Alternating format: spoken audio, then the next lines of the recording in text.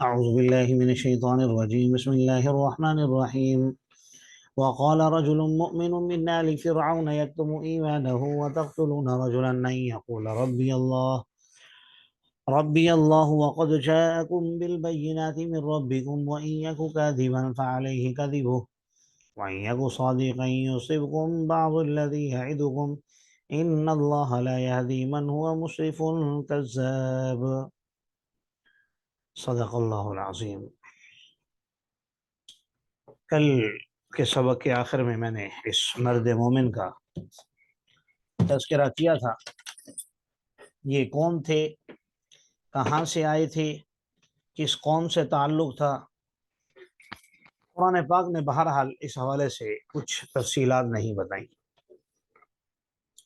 البتہ بعض روایات سے یہ معلوم ہوتا ہے کہ یہ فرعون کا چچا زاد بھائی تھا۔ ظاہر ہے جب آپ کا اتنا قریبی کوئی رشتہ دار متاثر ہو جائے کسی چیز سے تو آپ کو بھی متاثر کیے بغیر نہیں رہتا، اور بعض نے اس کا نام شمعان بھی ذکر کیا ہے۔ شمعان، شین میم عین الف اور نون۔ بہرحال جو بھی تھا، اب دیکھیے اس کی کیا گفتگو ہوئی۔ وقال رجل مؤمن من آل فرعون، اور ایک مرد مومن نے کہا جس کا تعلق آل فرعون سے تھا۔ اس سے اتنا پتہ چلتا ہے کہ یہ آدمی آل فرعون میں سے تھا، یعنی قبطیوں میں سے تھا، بنی اسرائیل میں سے نہیں تھا۔ بنی اسرائیل میں سے ہوتا تو ظاہر ہے وہ تو سبھی تھے، اس سے نہ تو فرعون کو کوئی فرق پڑنے والا تھا، نہ اس کے حواریوں کو۔ مسئلہ تو تب بنتا ہے جب اپنے لوگوں میں اختلاف پیدا ہو جائے، ایک جیسی آراء مختلف ہونے لگیں، مسائل تو وہاں جنم لیتے ہیں۔ تو آل فرعون میں سے ایک آدمی نے کہا جو اب تک اپنا ایمان چھپائے ہوئے تھا، اتقتلون رجلا، کیا تم ایک ایسے آدمی کو قتل کرتے ہو جو کہتا ہے کہ میرا رب اللہ ہے؟ بس یہی اس کا قصور ہے، وہ فرعون کو رب نہیں مانتا، بس یہ کہتا ہے کہ میرا رب اللہ ہے۔ اچھا، صرف دعویٰ بھی نہیں کر رہا، وَقَدْ جَاءَكُمْ بِالْبَيِّنَاتِ مِنْ رَبِّكُمْ، وہ تمہارے رب کی طرف سے، ایک تبلیغ کا انداز ہے کہ تمہارے رب کی طرف سے وہ واضح دلائل لے کر بھی آیا ہے۔ مقصد یہ تھا کہ اگر فرعون ہی رب ہے تو پھر موسیٰ علیہ السلام کے پاس اتنے مضبوط دلائل کہاں سے آ گئے؟ کیسے جادوگروں سے ہار گیا یہ، اپنے اس کے جادوگر کیسے ہار گئے؟ اور وہ سب کے سب موسیٰ علیہ السلام پر ایمان بھی لے آئے، اور ان کے پاس ید بیضا یہ کیسے آ گیا؟ اگر یہ رب ہے اور اس نے نہیں دیا تو پھر موسیٰ علیہ السلام یہ کیسے دکھا رہے ہیں سب کچھ؟ اسے تو یقین تھا، اپنی قوم کو سمجھانے کے لیے کہہ رہے ہیں جی کہ وہ تمہارے پاس تمہارے رب کی طرف سے واضح دلائل لے کر بھی آیا ہے، لیکن تم لوگوں کو پھر بھی اس کی سمجھ نہیں آ رہی۔ چلو اگر نہیں سمجھ میں آ رہی تو کم از کم یوں چھوڑ دو، وَإِن يَكُ كَاذِبًا فَعَلَيْهِ كَذِبُهُ، اگر وہ جھوٹا ہے تو اس کے جھوٹ کا وبال اسی پر ہے، ہمیں کیا فرق پڑنے والا ہے۔ لیکن اگر وہ سچا ہوا تو پھر يُصِيبُكُمْ بَعْضُ الَّذِي يَعِدُكُمْ، تمہیں کہیں وہ بعض عذاب پہنچ نہ جائیں جن سے وہ تمہیں ڈرا رہا ہے، جس سے وہ تمہیں ڈرا رہا ہے، بتا رہا ہے کہ ایسا ایسا ہوگا، اگر ہو گیا تو پھر کون روکے گا؟ لیکن ساتھ ہی بتا دیا ان اللہ لا یہدی من ہوا مسرف کذاب، یاد رکھو اللہ کبھی کسی حد سے تجاوز کرنے والے، اور کذاب کہتے ہیں ایسے شخص کو جو جھوٹ بولنے کا عادی ہو، ہر بات میں جھوٹ بولتا ہو۔ ایک ہے چلیں کبھی کبھی انسان سے ہو جاتا ہے، آج کل آپ اگر معاشرے کے اندر دیکھیں تو کذاب ہی زیادہ پائے جاتے ہیں، اور جھوٹ بولنے کو لوگ اپنی مہارت سمجھتے ہیں کہ میں اگر جھوٹ بولتا ہوں تو میں نے کوئی بڑا تیر مار لیا۔ بہرحال فرمایا جو شخص حد سے تجاوز کرتا ہے، کذاب، جھوٹ بولنے کا عادی ہوتا ہے، ایسے شخص کو اللہ کبھی ہدایت بھی نہیں دیتا۔ اے میری قوم، تمہارے پاس آج بادشاہت ہے، ظاہرین فی الارض، تم زمین میں غالب ہو، تمہارا سکہ چلتا ہے آج۔ لیکن مجھے یہ بتاؤ، فَمَن يَنصُرُنَا مِن بَأْسِ اللَّهِ إِن جَاءَنَا، کون ہماری مدد کرے گا اللہ کے عذاب کے مقابلے میں اگر وہ ہمارے پاس آ جائے۔ اب جب اپنی قوم کے آدمی نے یہ باتیں کی تو اب فرعون تھوڑا سا شرمندہ ہوا، اندر ہی اندر تھوڑا سا کسمکایا اور کہنے لگا ما اریکم الا ما ارا وما اہدیکم الا سبیل الرشاد۔ لفظی ترجمہ تو یہ ہے کہ میں تمہیں نہیں دکھا رہا تھا مگر وہ جو میں دیکھ رہا تھا۔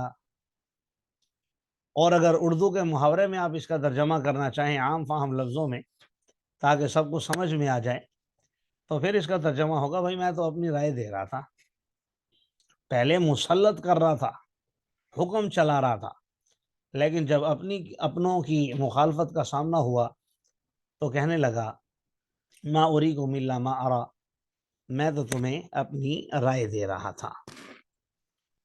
اور یاد رکھو وما اہدیکم الا سبیل الرشاد، چونکہ میں تمہارا رب ہوں، میں تمہارا بڑا ہوں، میں تمہاری رہنمائی نہیں کر رہا مگر بھلائی کے راستے پر۔ یہ بھی اس نے جھوٹ کہا۔ بہرحال تو اس ایمان والے نے کہا ہے میری قوم انی اخاف علیکم مثل یوم الاحزاب، مجھے تم پر ڈر ہے مثل پہلی جماعتوں کے دن کے، مثل دأب قوم نوح، قوم نوح جیسا عذاب، قوم عاد جیسا، قوم سمود جیسا، اور وہ لوگ جو ان کے بعد تھے، کہیں مجھے ڈر ہے کہ ان جیسا حال تمہارا نہ ہو جائے۔ مثل کا معنی ہوتا ہے جیسا اور دعوی کا مطلب ہے حال۔ تو قوم نوح کے حال کی طرح، قوم عاد اور سمود کے حال کی طرح کہیں تمہاری حالت نہ ہو جائے، کیونکہ وَاللَّهُ يُرِيدُ ظُلْمًا لِلْعِبَادِ، اللہ تبارک و تعالیٰ تو بندوں پر ظلم کرنا تو دور، ظلم کرنے کا ارادہ بھی نہیں فرماتے، بلکہ انسان اپنے بداعمالیوں کی وجہ سے اللہ کے عذاب کا شکار ہو جاتا ہے۔ یا قوم انی اخاف علیکم یوم التناد، اے میری قوم مجھے تمہارے بارے میں ڈر ہے۔ تناد کہتے ہیں پکارے جانے کے دن، چیخ و پکار کے دن، جس دن تم پیٹ پھیر کر بھاگو گے، ما لکم من اللہ من عاصم، اور تمہیں اللہ سے کوئی بچانے والا بھی نہیں ہوگا، کیونکہ جسے اللہ گمراہ کر دے تو اس کے لیے کوئی ہادی نہیں ہوتا۔ وَلَقَدْ جَاءَكُمْ يُوسُفُ مِن قَبْلُ بِالْبَيِّنَاتِ، پہلے تمہارے پاس یوسف علیہ السلام بھی واضح دلائل لے کر آئے تھے۔ فَمَا زِلْتُمْ فِي شَكٍّ مِّمَّا جَاءَكُمْ بِهِ، ہمیشہ تم شک میں رہے ان تعلیمات کے بارے میں، ان چیزوں کے بارے میں جو یوسف علیہ السلام لائے تھے۔ حتیٰ اذا ہلاکا، حتیٰ کہ جب ان کا انتقال ہوا تو تم یہ کہنے لگے لن یبعث اللہ من بعدہ رسولا، اب ان کے بعد اللہ کسی رسول کو ہرگز نہیں بھیجے گا۔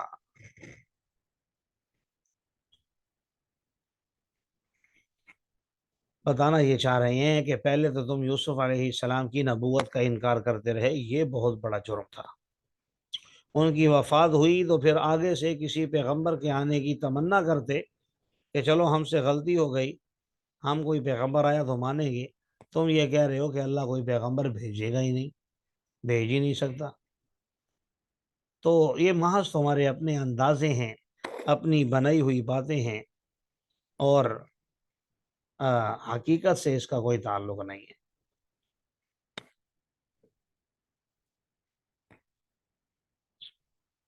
اور دوسری بات یہاں یہ بھی عرض کرنا چاہتا ہوں، آپ دیکھ رہے ہیں آیات کے سیاق سے پتہ چل رہا ہے کہ یہ خطاب حضرت یوسف علیہ السلام کا قبطیوں کو ہے، یعنی وہ جو مرد مومن اپنے بندوں سے کہہ رہا ہے کہ تمہارے پاس یوسف علیہ السلام آئے تھے۔ اس کا مطلب یوسف علیہ السلام اگرچہ بنی اسرائیل کے پیغمبر تھے، لیکن تعلیمات انہوں نے اور اللہ تبارک و تعالیٰ کا پیغام انہوں نے بنی اسرائیل کے علاوہ باقی لوگوں تک بھی پہنچایا تھا، جہاں جہاں پہنچانے کا اللہ نے حکم دیا تھا۔ لیکن بات یہ ہے، اسی طرح اللہ گمراہ کر دیتا ہے من ہوا مسرف مرتاب، اس شخص کو جو حد سے گزرنے والا ہو، شکی ہو، شک میں رہنے والا ہو۔ وہ لوگ جو اللہ کی آیات کے بارے میں جھگڑتے ہیں بغیر کسی دلیل کے جو ان کے پاس آئی ہو، اللہ کے ہاں یہ بہت بڑی بات ہے۔ کبر مقتا عند اللہ، مقتن کا ویسے معنی ہوتا ہے، پیچھے آپ نے پڑھا ہے، بیزار ہونا، نفرت کرنا، ناپسند ہونا۔ تو اللہ کے ہاں یہ بڑی ناپسندیدہ بات ہے، اور ایمان والوں کے ہاں بھی، کہ تم اللہ کی آیات کے بارے میں فضول کی بحث کرو۔ اور ایسی بحث کون کرتے ہیں؟ کذالک یطبع اللہ علی کل قلب متکبر جبار، اللہ تبارک و تعالی مہر لگا دیتے ہیں ہر تکبر کرنے والے سرکش انسان کے دل پر، اور پھر اسے کچھ سمجھ میں نہیں آتا۔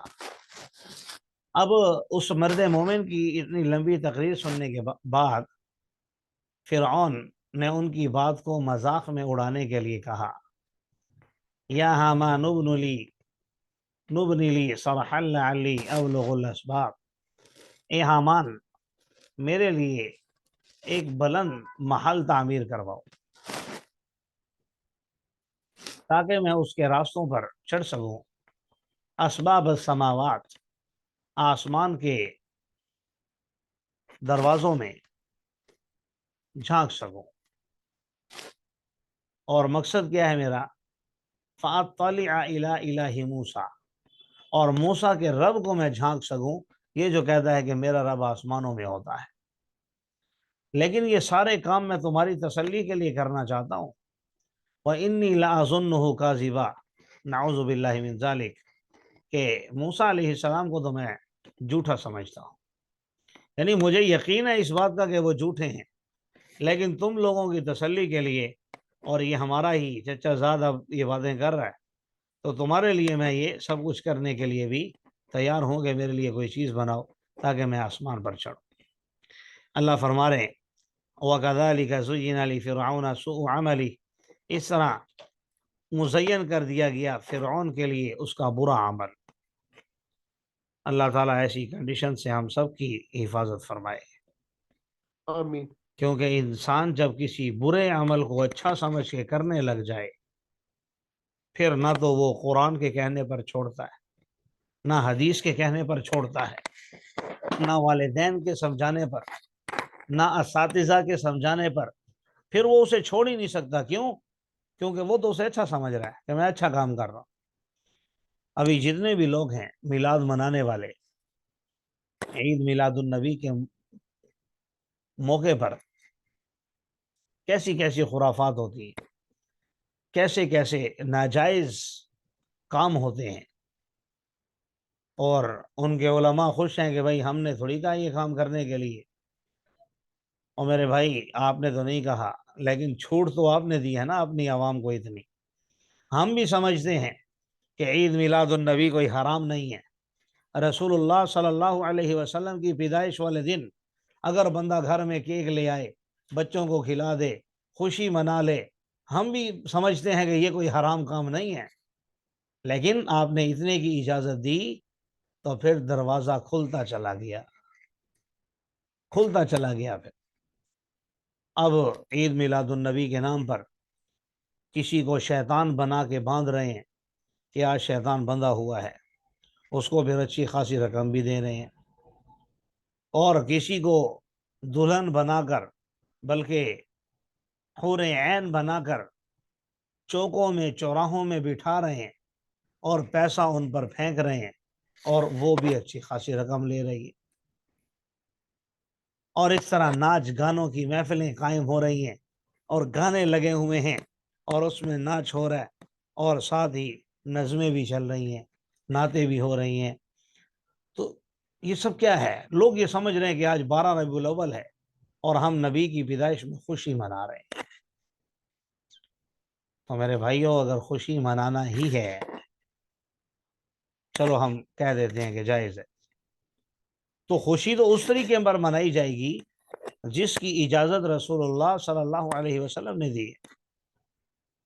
اگر آپ اپنے طریقے سے کوئی کام کرتے ہیں تو اسے ظاہر ہے آپ شریعت کے کھاتے میں نہیں ڈال سکتے۔ بہرحال یہاں سے باتیں نکل رہی ہیں، اور بھی بہت ساری چیزیں ہیں اس طرح کی ہمارے معاشرے کے اندر جو دین کے نام پر ہوتی ہیں، لیکن ان کا دین سے دور کا بھی واسطہ نہیں ہوتا۔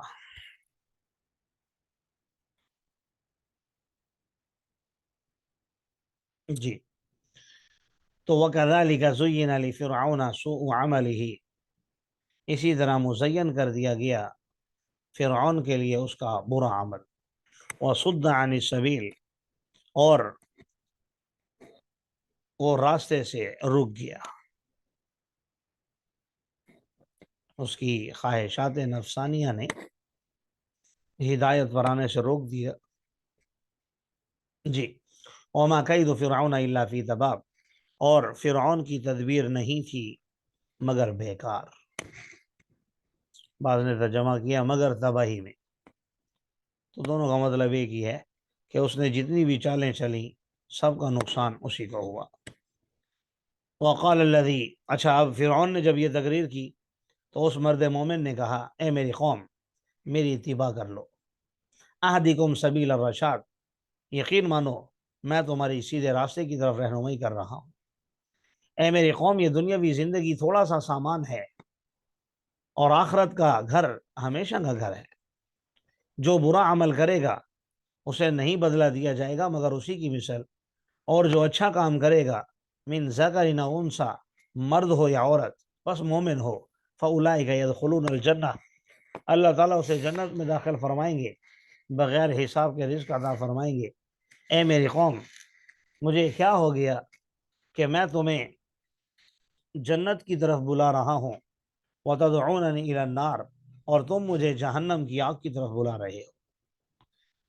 تم مجھے کہہ رہے ہو تاکہ میں اللہ کا انکار کر دوں اور اس کے ساتھ شریک کر دوں ان معبودان باطلہ کو جن کے بارے میں مجھے کچھ علم نہیں ہے،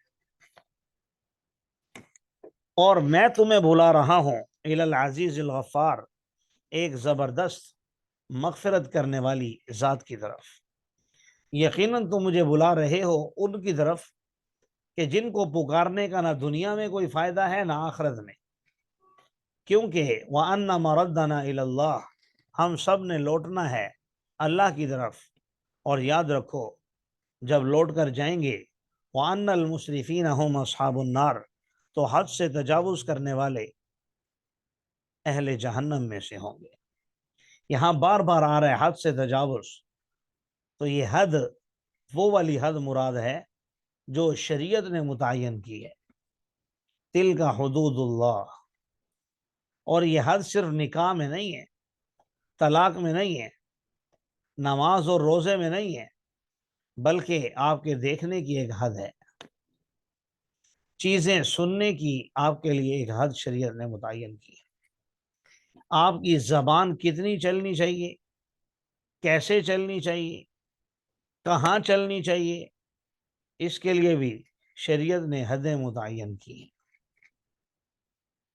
تو اللہ تعالی ہمیں اپنی حدود میں رہنے کی توفیق عطا فرمائے، کیونکہ حد سے جو تجاوز کرنے والے ہیں وہ تو اہل جہنم ہیں۔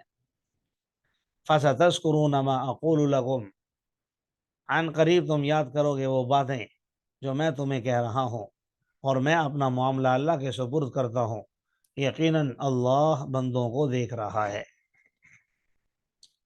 فَوَقَاهُ اللَّهُ سَيِّئَاتِ مَا مَكَرُوا، اللہ تعالیٰ نے بچا لیا اس مرد مومن کو ان تمام برائیوں سے، ان تمام مکر و فریب سے جو فرعون نے کیے تھے، یعنی اسے قتل کرنے کے، اور آل فرعون کو گھیر لیا عذاب کی سختیوں نے۔ अन्नारु युरज़ून अलैहा गुदुव्वन व अशिय्या, और ये आले फिरऔन जहन्नम पर सुबह और शाम पेश किए जाते हैं।